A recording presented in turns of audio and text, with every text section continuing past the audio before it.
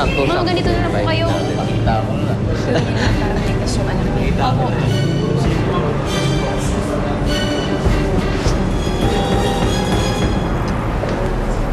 Sarina? Benji, Ano nangyari sa'yo? Ano nangyari? ikukwento ko na lang sa'yo pero si Emmy, pinasok siya sa loob ng ER. Bakit ano nangyari?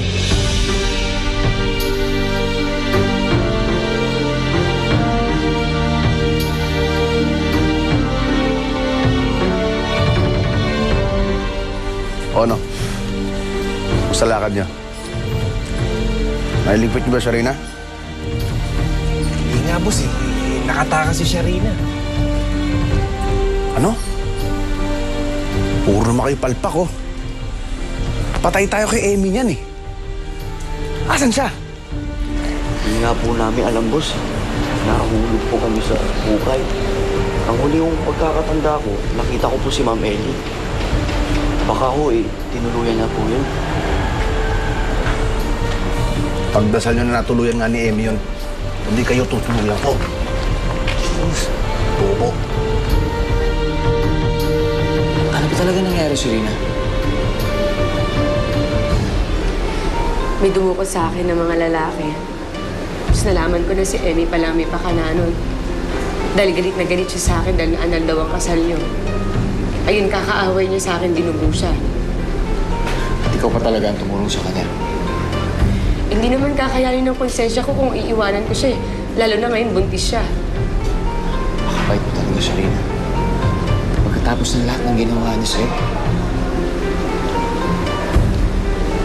Ginawa ko lang yun para sa anak mo. Sharina, hindi ko rin gusto mangyari to. Tama na, Benji. Ginawa ko lang yun para iligtas ang bata.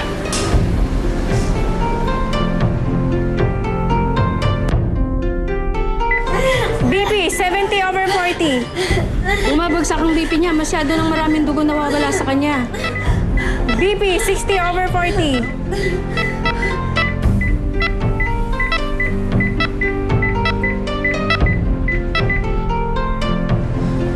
Nasaan yung ate ko?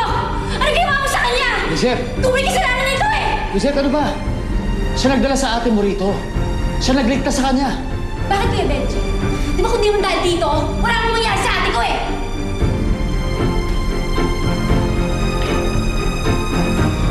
Alam mo ikaw, bago ka magsisisigaw dyan at bago mo ako sisihin, alamin muna kung anong totoong nangyari.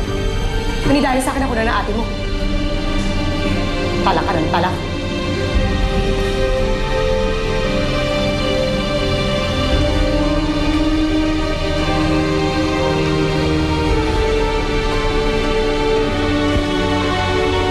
Sinong relatives dito ni Emmy Castor?